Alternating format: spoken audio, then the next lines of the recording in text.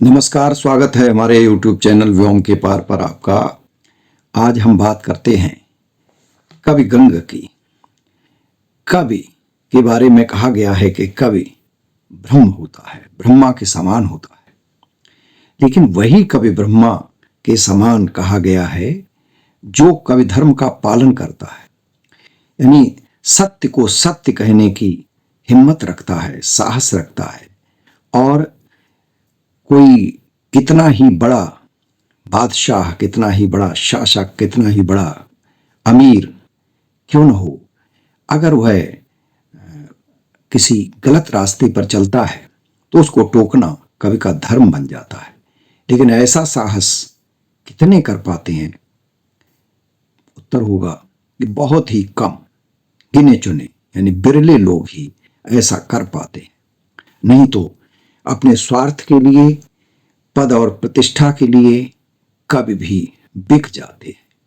तमाम कवियों को आप वर्तमान में भी देख सकते हैं जो कविता के नाम पर कविता नहीं कुछ और ही करते रहते हैं, लोगों की प्रशस्ति गायन करते हैं। तो कवि गंग की हम बात करते हैं। कवि गंग यूं तो दरबारी कवि थे, अकबर के दरबार में रहते थे, इटावा के रहने वाले थे, लेकिन बड़े स्वाभिमानी कवि थे।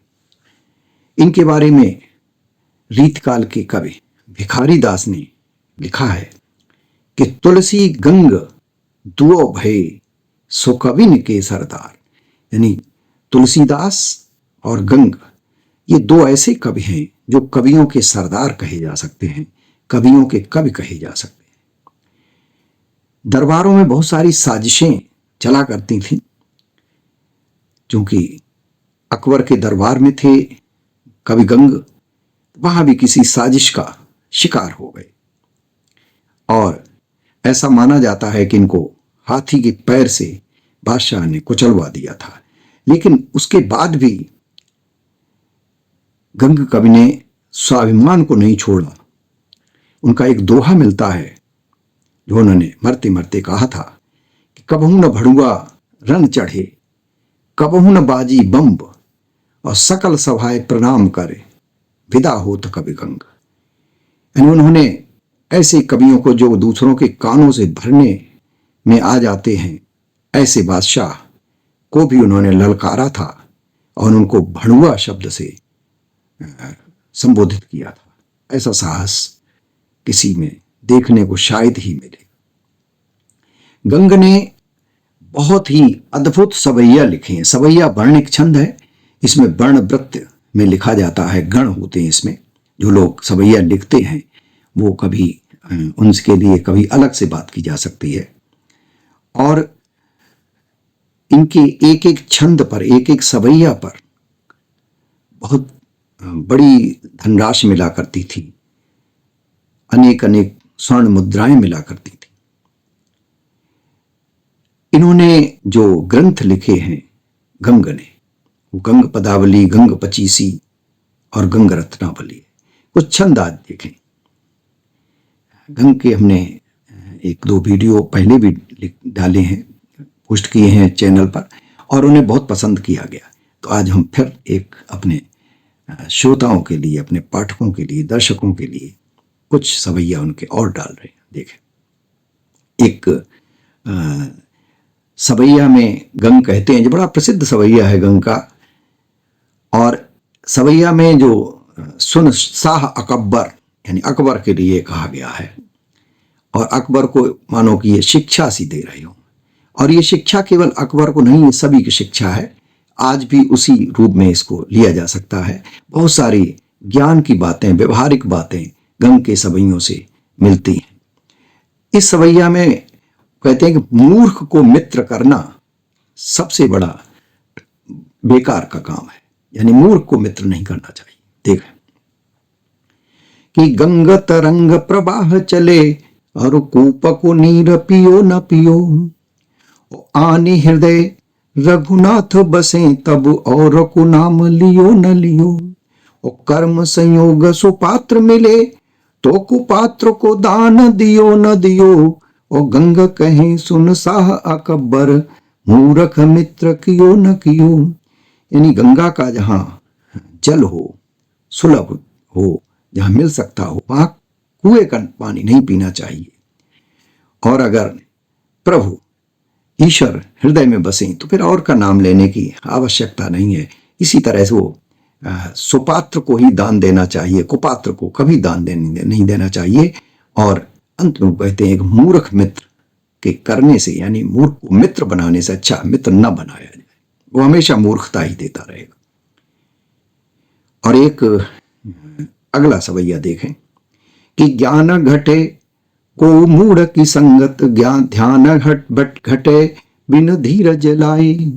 ज्ञान घटे कोई मूढ़ की संगत, ध्यान घटे बिन धीरज लाए। और प्रीति घटे परदेस बसे, अरु भाव घटे नित ही नित जाए।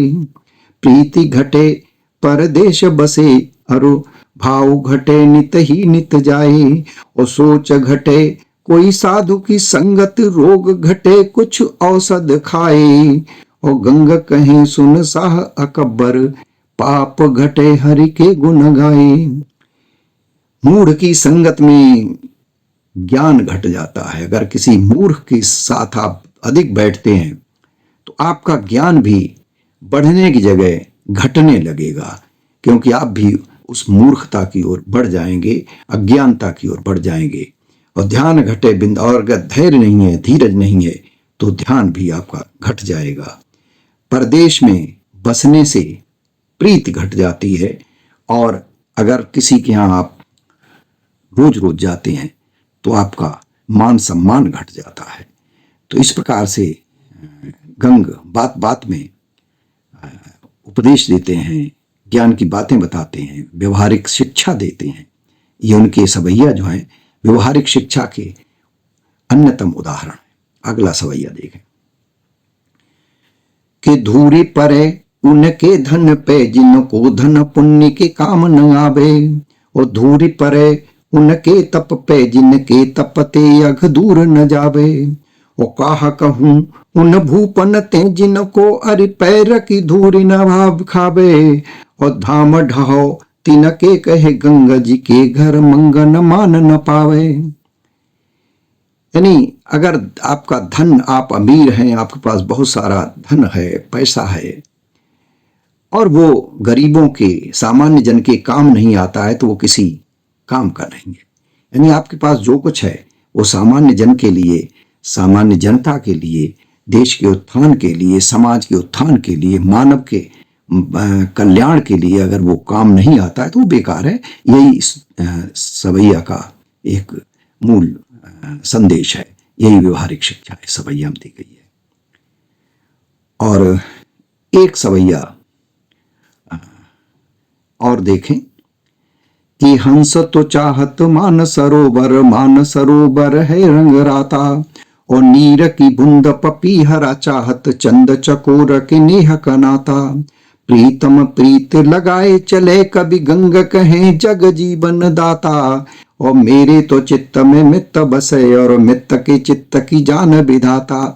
यानी मेरे तो चित्त में मेरा मित्र बसता है, अब मित्र के चित्त में क्या है ये तो ईश्वर ही जानता है। तो गंग कवि जो व्यवहारिक शिक्षा देते हैं, व्यवहारिक बातें करते हैं अपने सवैयों में, इसलिए उनके सवैया लोकप्रिय रहे हैं। उस समय भी रहे हैं जब वो थे, और आज भी हैं। इतने समय के बाद भी उन्हें उतने ही आदर सम्मान के साथ लिया जाता है। उन्हें लोग पढ़ते हैं, सुनते हैं, जीवन में अपनाते हैं। और कविता में जो व्यवहारिक बातें आ जाती हैं, विशेष रूप से छांदस कविता में, तो उसकी महत्व बढ़ जाता है, उसकी उम्र बढ़ जाती है, उसे लोकप्रियता बढ़ जाती है। और यही गंग के इन सवैयों से सिद्ध होता है।